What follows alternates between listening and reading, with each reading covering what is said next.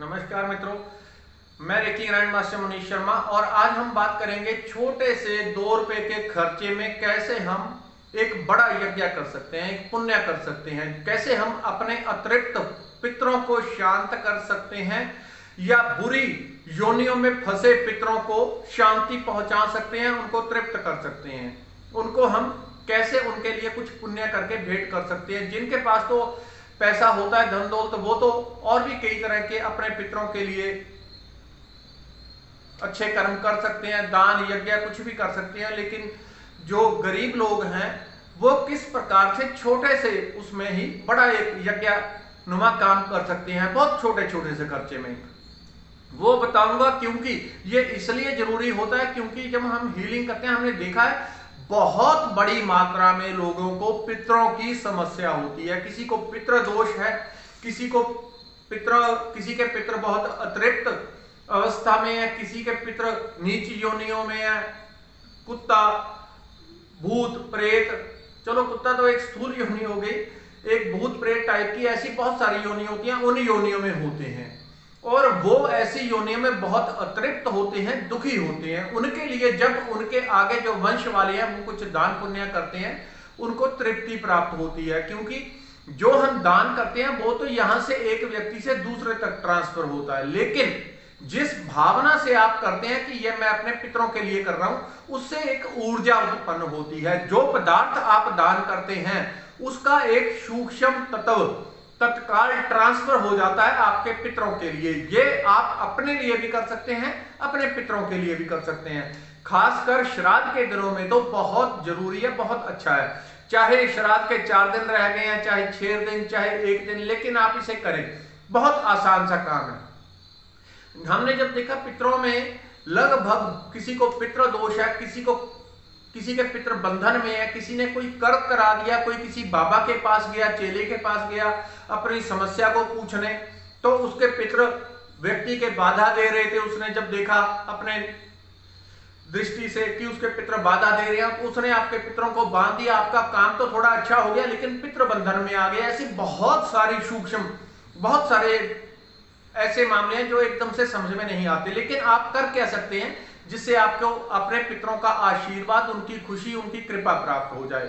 जिसके पितर खुश होते हैं उसके ऊपर जीवन में नकारात्मक ऊर्जाओं का कभी रत्ती भर भी प्रभाव नहीं होता, उसके ऊपर नकारात्मक ऊर्जा आती ही नहीं। जिसके पितर शक्तिशाली होते हैं उसके ऊपर किया कराया नेगेटिविटी, नजर दोष, जेलसी, किसी भी प्रकार की नकारात्मक वाइब्रेशन का कोई असर नहीं होता। वो एक सुरक्षा ढाल बन के खड़े रहते हैं। तो आप क्या कर सकते हैं, जैसे श्राद्ध के दिन है, इसके अलावा भी पूरा साल आप कभी भी कर सकते हैं इस प्रयोग को।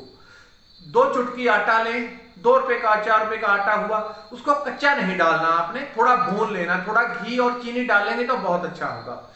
आटे को थोड़ा सा भून के ब्राउन करके उसे चींटियों में डाल दें। एक व्यक्ति पैसे वाला यज्ञ करता है, 100 लोगों को, 500 लोगों को खाना खिलाता है। आपने 2-4 रुपए का आटा डाल दिया, उसमें 150 की चींटियां खा गई, कितनी चींटियों की तृप्ति हो गई। वो भी प्राणी है, उनमें भी परमात्मा का वास है, कितनी चींटियों की तृप्ति हो गई, उससे कितना पुण्य अर्जित होता है। ये बहुत बड़ी बात है, छोटी नहीं है। जो लोग गरीब हैं वो ये काम कर सकते हैं, अमीर भी, बड़े से बड़े, छोटे सभी ये काम कर सकते हैं।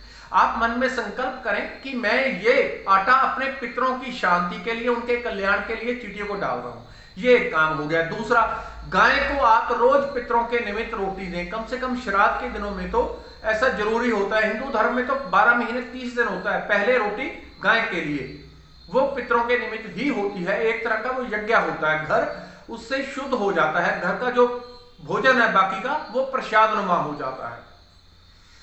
तो कौन कौन ये लोग कर सकते हैं। इसके अलावा और भी ऐसे छोटी छोटी चीजें बताता हूं आपको जो बहुत फलदायी होती हैं, लेकिन कर कौन सकता है, क्या हिंदू? नहीं। मैंने आपको एक अभी की कहानी हुई है, एक मेरा मित्र है वो मुस्लिम है, तो उसके साथ में हुई है, कट्टर कुछ समय पहले मुस्लिम हुआ करता था। उसके लिए सब हिंदुओं के काम, रीति रिवाज सब ढकोसला, बकवास, मतलब जितना एक कट्टर मुसलमान हो सकता है वो उतना ही था। अभी कौन कौन कर सकता है वो आपको बात बता रहा हूं, ये अभी की बात है।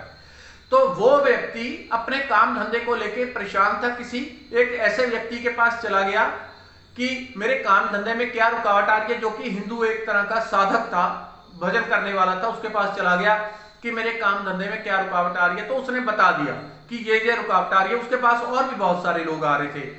तो वो जो मेरा मित्र था, वो उसने देखा कि इसके पास जितने लोग आ रहे हैं ये बिना पूछे उनकी समस्या बता रहे हैं, और 80% 90% लोग उसमें तत्काल उसी वक्त कह देते हैं कि हाँ बिल्कुल ऐसा ही है। जिसको वो कहता है आपका पेट दुखता है, उसका पेट दुखता है। जिसका कारोबार बोलता है खराब, उसका कारोबार खराब है। नए नए लोग आ रहे हैं और वो देख देख के अपनी दृष्टि से बता रहा है सबको बिल्कुल ठीक। तो उसके मन में जिज्ञासा हुई कि ये कोई वाकई ही बड़ी चमत्कारिक चीज है, बिना पूछे वो सब कुछ बता रहा है। तो उसने उससे पूछा कि मैं भी इसके लिए जानना चाहता हूं कि अपनी दृष्टि खोलूं और दूसरी चीजें ऐसी देख सकूं सूक्ष्म कि क्या होता है। उसने कहा ठीक है कर लो, कोई बड़ी बात नहीं है, तुमको करवा देता हूं। उसने उसको दृष्टि का कोर्स करवाया, उसका कोर्स दिया इस तरह से करना, उसने सारा करवाया और लगभग उसने 4-6 महीने अच्छे से मेहनत की। कट्टर मुस्लिम था किसी टाइम पे, बिल्कुल कट्टर। ना वो किसी के हिंदुओं के रीति रिवाज को मानता था, ना दान ना दक्षिणा ना किसी अच्छी चीज को। वो केवल अपना ही जो उसका धर्म है उसी में बिलीव करता था, बाकी सब उसके लिए बकवास था। और जब उसकी दृष्टि खुलने लगी, एक एक परत खुलने लगी, और जब दृष्टि खुली, जब उसको अनुभव होने लगे कि ये सब क्या, तो उसके बाद में उसको जिज्ञासा क्योंकि बढ़ती गई, रिजल्ट आ रहे थे, जिज्ञासा बढ़ती गई, तो उसने हिंदू शास्त्रों को खंगालना शुरू किया। गायें होती हैं, गाय में सभी देवताओं का वास है, इसमें ये है, इसमें ये है। फिर उसने अपनी दृष्टि से, क्योंकि उसकी असल में दृष्टि, उसने इतनी गहराई से काम कर लिया था, इतनी गहराई से उस थर्ड आई के ऊपर काम किया, थर्ड आई उसकी इतनी बेहतर तरीके से खुल गई थी कि अभी भी वो बैठा बैठा, कहीं भी बैठा, कुछ भी वो देख सकता है जो सूक्ष्म है। ऐसा नहीं कि आपकी जेब में पड़ा नोट बता देगा, बल्कि सूक्ष्म जगत को वो पूरी गहराई से देखता है, बहुत गहराई से देख लेता है। तो ऐसे फिर मैंने उससे पूछा कि ये जो पितरों का आपके हो रहा है, क्या ये हिंदुओं में ही दोष हो रहा है, आपके मुस्लिमों में इसके क्या है, क्या ऐसा होता नहीं?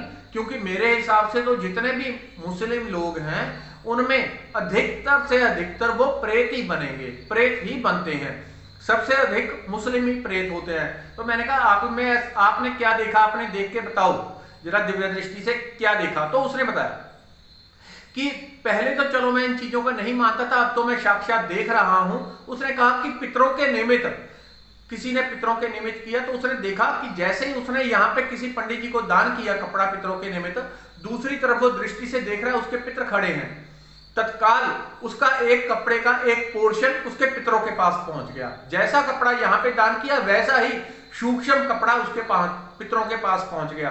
पितरों के पास स्थूल शरीर नहीं है, उसको ऐसे कपड़े की जरूरत नहीं है, उसको सूक्ष्म ही चाहिए, ऊर्जा का कपड़ा चाहिए। तो तत्काल उसके पितरों के पास ऊर्जा का कपड़ा ट्रांसफर हो गया। उसने कहा हाँ है। और मैंने कहा पितृदोष के बारे में बताओ, क्या पितृदोष आपको मुस्लिमों को नहीं लग रहे? क्यों नहीं लग रहे? लगते हैं तो कैसे लगते हैं, उनका निवारण क्या हो रहा है, कैसे हो रहा है? इसके बारे में मैं तो जानता था, लेकिन मैं उसका व्यू जानना चाहता था कि वो क्या कहता है। फिर उसने कहा कि हमारे भी वैसे ही सब पितृ बनते हैं, भूत बनते हैं, प्रेत बनते हैं, सब कुछ बनते हैं। हमारे धर्म में भी बताया गया है कि इसी तरह से प्रेत होते हैं, ये जिन, ये कैटेगरीज हैं, और हमारे अधिकतर लोग प्रेत बनते हैं। उसका जो निवारण है, हिंदुओं में दूसरे तरीके से यहाँ 13 दिन करना है, श्राद्ध करने, उससे उनका निवारण होता है। लेकिन हिंदुओं में दूसरी चीजें हैं जो कि जिनको हम तामसिक कहते हैं, हम नकारात्मक कहते हैं, हम उनको भूतों प्रेतों की, नकारात्मक चीजों की कहते हैं। वो कहता है हमारे यहाँ ये जो परंपराएं चल रही हैं, इसके कारण हमारे पितरों का निवारण हो जाता है, हमारे पितरों का कल्याण हो जाता है, वो वहां से छूट के आगे आगे की योनियों में चले जाते हैं। ये उसने मुझे बताया, जबकि वो कट्टर था। फिर उसने एक एक चीज करके की, फिर उसको पूरा विश्वास हुआ कि इसी तरह से वाकई काम हो रहा है। अब ऐसे ही होता है। आप और क्या कर सकते हैं अपने पितरों के निमित्त? पुण्य, दान पुण्य क्या कर सकते हैं? कुत्ते को रोज रोटी दे सकते हैं। अब जब आपके श्राद्ध के दिनों में पितर आए होते हैं धरती पे, वो सीधे आपके सामने आके कहेंगे मुझे खाना दे, आपको नहीं दिखेंगे। वो आपको धक्का भी देते रहेंगे, उनका हाथ आपकी बॉडी के आर पार होता रहेगा, आपको दिखेंगे नहीं वो। तो वो क्या करते हैं? वो संकेत देते हैं। संकेत कैसे देंगे? आप जा रहे हैं, आपके पीछे पीछे एक कुत्ता आ गया दुम हिलाता हुआ, आपसे वो मांग रहा है कुछ, वो दुम हिलाता हुआ कुत्ता आ गया। ये संकेत है पितरों का, क्योंकि उनको अब संकेत देने के लिए स्थूल बॉडी चाहिए। तो वो कुत्ते के थ्रू आपको संकेत दे रहे हैं कि इसको भोजन दो। आप जो कुत्ते को देंगे वो ट्रांसफर हो जाएगा। आप किसी मनुष्य को, पंडित जी को भोजन करवाएंगे, उनको दान देंगे, वो ट्रांसफर हो जाएगा उसका सूक्ष्म भाग। जैसे एक मनुष्य का शरीर मर जाता है लेकिन उसकी आत्मा दूसरी योनियों में ट्रांसफर हो जाती है, वैसे ही ऐसे ही होता है सभी कामों में। इसके अलावा आप गाय को चारा दे सकते हैं, गाय को रोज पेड़ा दे सकते हैं। छोटे छोटे काम, कम से कम श्राद्ध के दिनों में पितरों के निमित्त आप छोटे बड़े जितने भी आपकी हैसियत हो, जितना आप कर सके पितरों के निमित्त दान जरूर दें कि ये दान कर रहा हूं, ये मेरे पितरों को प्राप्त हो। ऐसा नहीं होता कि जितना आपने अगर 1000 रुपए का दान कर दिया, 1000 का 1000 आपके पितरों को चला गया, उसका कुछ अंश आपके पितरों को ट्रांसफर हो जाएगा, कुछ जो पुण्य बनेगा वो आपके खाते में चला जाएगा, यानी कि दोनों का कल्याण होता है। और यदि आपके पितृ प्रसन्न हैं, वो खुश हैं, उनकी तृप्ति हो गई है, तो वो आपके धन में, आपके कारोबार में, आपकी पढ़ाई में, आपकी हर चीज में हेल्प करेंगे। सूक्ष्म वो ऊर्जा है, वो सूक्ष्म तरीके से हेल्प करेगी।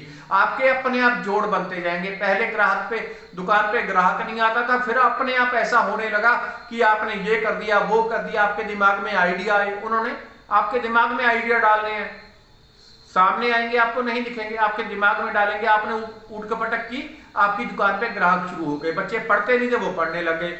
घर में लड़ाइयां झगड़े एकदम से कम हो गए या बंद हो गए। हर चीज में आपको बरकत मिलने लगती है। इसलिए इन 16 दिनों में अपने श्राद्ध जो होते हैं, पितृपक्ष होता है, वो पितरों के निमित्त देने का विधान बनाया गया है। इस वीडियो में इतना ही। धन्यवाद, नमस्कार।